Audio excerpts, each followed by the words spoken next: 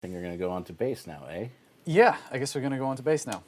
So, you guys obviously had a couple of different tracks to work with for the bass. You had my DI, and then you had my processed bass amp sound, which is basically, it was like a plug-in chain that was, well, for starters, I was tracking through a Dark Glass B7K, which is doing some light tone shaping. And then it was a plug-in chain that was kind of involved and very unlike me in that it kind of just ended up with me throwing plugin after plugin onto it, because essentially the monitoring environment in Misha's place where we were mixing wasn't really that great, or at least I didn't find it very easy to judge what was going on, and kind of just kept adding more and more things onto the plugin chain to kind of patch it up. And it ended up somewhere cool, but there's no way in hell that I'd be able to recreate it. And with that in mind, I kind of just bounced it down that way when I came to mixing the album. I didn't want to have like a 12 plugin long chain active on my bass. I thought I'm just going to commit to that. If you like, we can look at a little bit about how I would create that plugin chain, because I kind of remember the main constituent components. So what I'm going to do, just to start with, is take this DI and show you some of the moves that I might have made to get a bass sound, in case you didn't want to work with my amp sound, or if you want some cool ideas for creating cool bass tracks in the mix. Lots of cool things that I just talked about. So if we listen to the bass DI, kind of sounds like my Dingwall, which is cool. I like how that bass sounds, and I did see a few comments about how good the bass DI sounds. It really is a kind of special sounding instrument. So we'll just listen to that again, just to remind you guys. Oh wait, the fade is real low, so.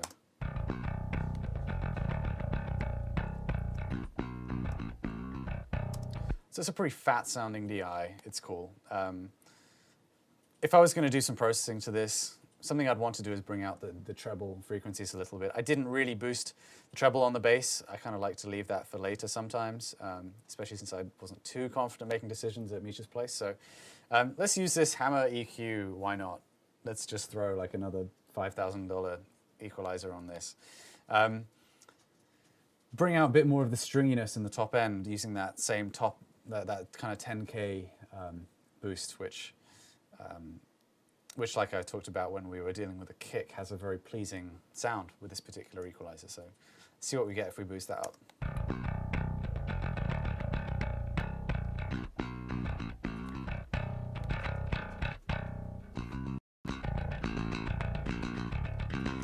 Kind of prefer the 7.5 actually. It's wait, you know what? I'm EQing there on the bus. I'm going to do this just directly onto this bass DI. Same thing, just in a different place. So that's kind of done something for the sound there. And then the next step might be to do some compression. And typically, if I'm compressing a bass guitar, it's to kind of even out the playing a little bit. Although I did try and play quite evenly when I recorded this. Let's take this styled 1176 model, and let's use a pretty quick attack and compress it with a 4:1 ratio, see what we end up with.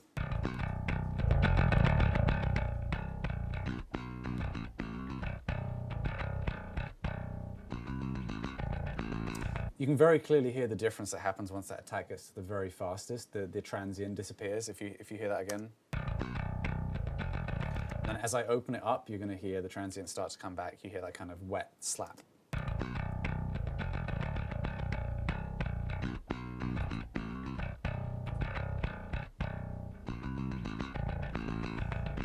Kind of like it sitting around there. Wasn't even looking at the gain reduction meter, but I just like how that's sounding. It's got a bit more vibe to it. It's got a bit more movement. Not movement, actually, because it technically has less movement. But I don't know, it's just got like a cool, pumpy thing going on that I like. So the next stage, if I was building this in the box, would be a distortion stage. I have a couple of go-tos that I like to use.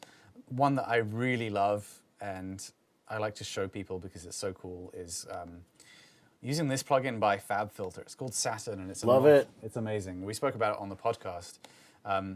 It's a multi-band saturator that you can kind of choose the bands and do different things. So like these controls down here are only affecting the one band that it's on.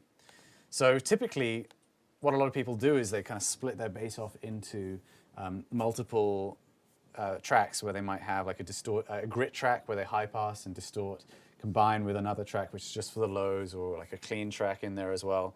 The cool thing with this is it allows you to completely phase coherently distort the mid-range all in one plugin. So instead of splitting it across 2 tracks and recombining them, it all happens in one plugin. So the saturation modes that it models range from like clean tape, or clean tube, which is something very subtle, like very gentle warming going on, to like screaming amp, or these weird ones down here which completely mess up the sound. Like, I mean, I'll just demonstrate a few of these pieces here. So this is clean tube.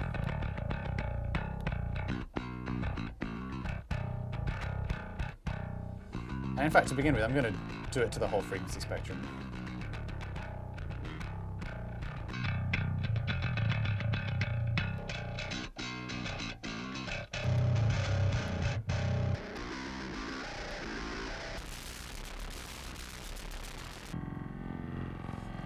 So that's not exactly what you're going for with your bass sound. Yeah, That's but smudge even when it sounds nasty and disgusting, it sounds amazing. Yeah. Not that though. No, not that. Anyway, so what I discovered is that this heavy saturation mode kind of sounds a bit like a Stompbox Distortion DI, which is not a pleasant sound. It's like got way too much top end, but it's kind of like having a nice overdrive pedal in your amp chain, except that you can set very clearly where it kicks in, and like frequency-wise, you can set how saturated the low end, which is a huge tone shaping tool when it comes to guitar and bass. So I'll show you what this sounds like on its own, and I'll also move this crossover frequency around so you can hear the difference in tone you get.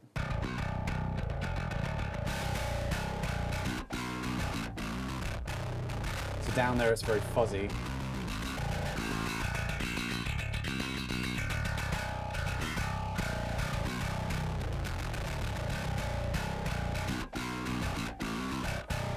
So by using this, you can actually completely narrow in on the area that you want to distort.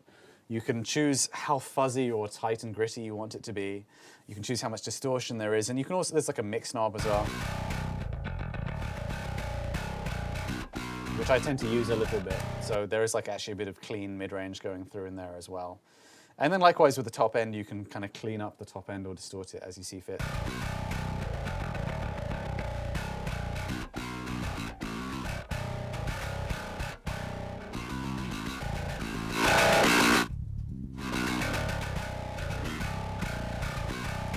I think in this case, I'm actually not going to have that top band. I think it sounds just fine, actually distorting the whole frequency range up from like that kind of 300 hertz-ish area. So that obviously is not a perfect bass tone yet. But if we take that and we throw it through a cabinet sim, so I'm just going to load up a cab sim here.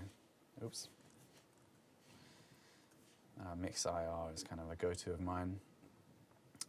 I really like the SVT cab that's from the Red Wires big box. I've had this for God knows how long.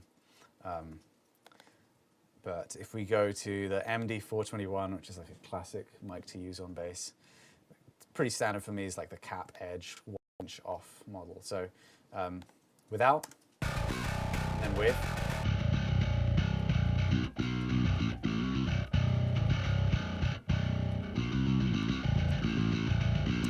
So we're starting to get into what's quite a dark sounding bass amp territory. So the cab sim is completely rolled off the top end in a way that's good, but now it's kind of too dark. And we've also got some unpleasant spiky frequencies going on, a bit like we had with the cymbals. So let's try taming those.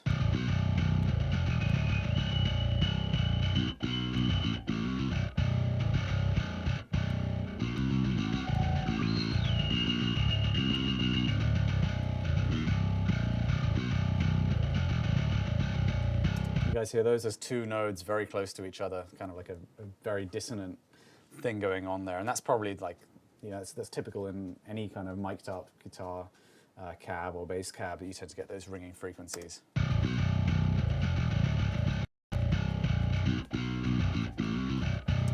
You can probably also hear this is starting to take on my bass tone a little bit, because this is kind of my go-to chain that I would use.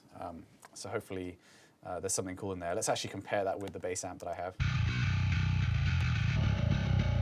So obviously there's a ton more mid-range going on this. Currently, the bass amp tone, if anything, is actually a bit too scooped that I provided you with.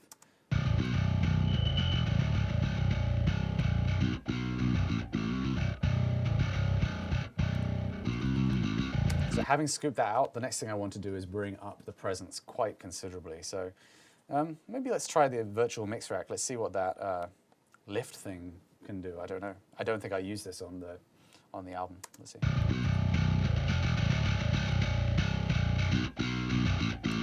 That's actually pretty awesome.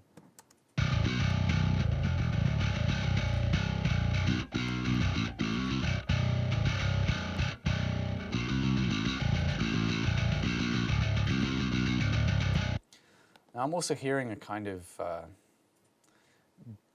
don't know, not very pleasant low mid thing going on there.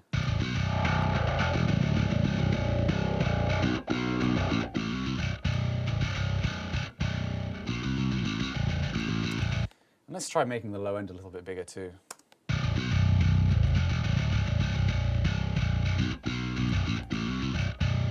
But then high passing it here just to rein it in. So I feel like we're getting to a kind of cool spot here. I mean,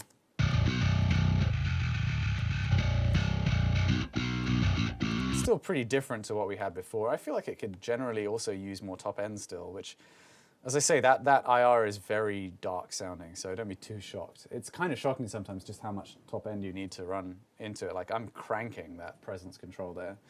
But let's try doing something with this N EQ. I could use the SSL, but this has got such an aggressive kind of upper mid, top end thing going on that it might work great.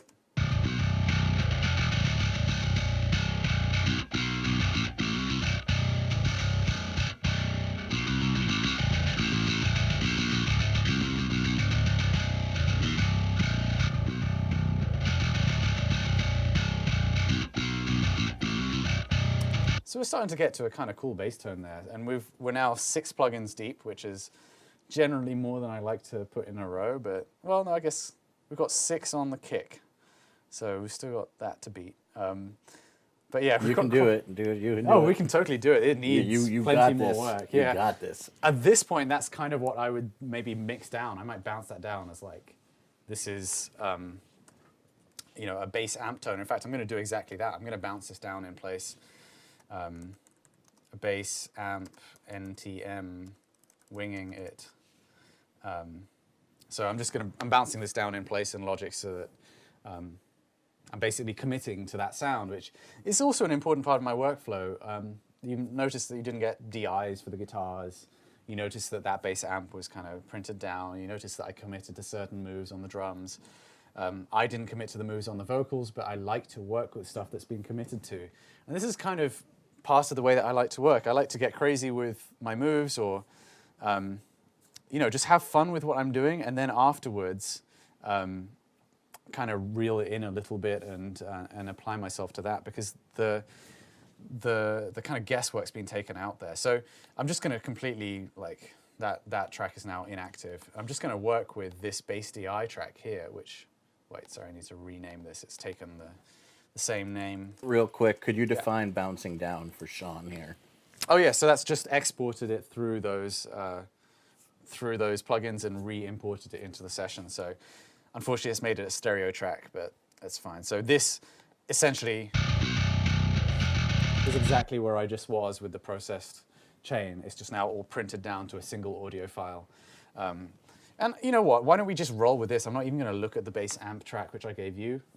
We've made a new bass tone, and I think it's got kind of cool character to it. So sounds pretty monstrous. Yeah, it's got a cool character to it. So let's roll with this, see if we can get this working in the mix, which is, you know, we'll see what happens there. So at this point, this, as I say, is exactly where we left off with our 6 plugin chain. It's just been printed into the audio now, and I have I have no plugins being used now on this track, and I can kind of treat this like this is coming off an amp, and I made some really aggressive EQ moves on the way in, and this is now my amp sound. So let's listen to it once more, but I'm going to pull up my Q2 analyzer. like to use, because in a similar way to the kick drum and the toms, I think something with the bass that I find helps me find the right balance is looking for the presence region to be roughly balanced in level with the low end of the instrument. So let's look at what it looks like on the spectrum analyzer as well as listening to it.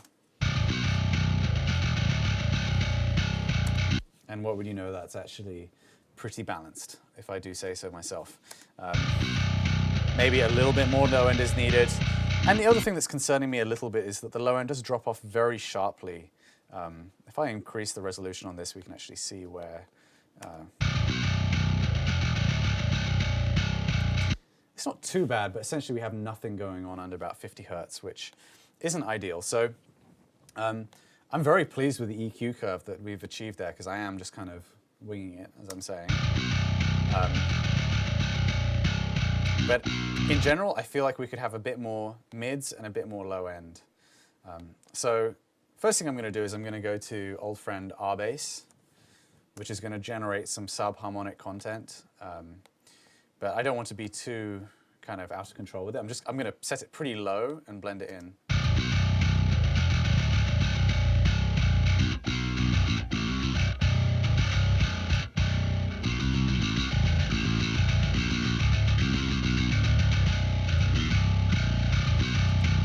So now we have a much more defined note going on underneath that. That's pretty cool. Again, if I bypass that.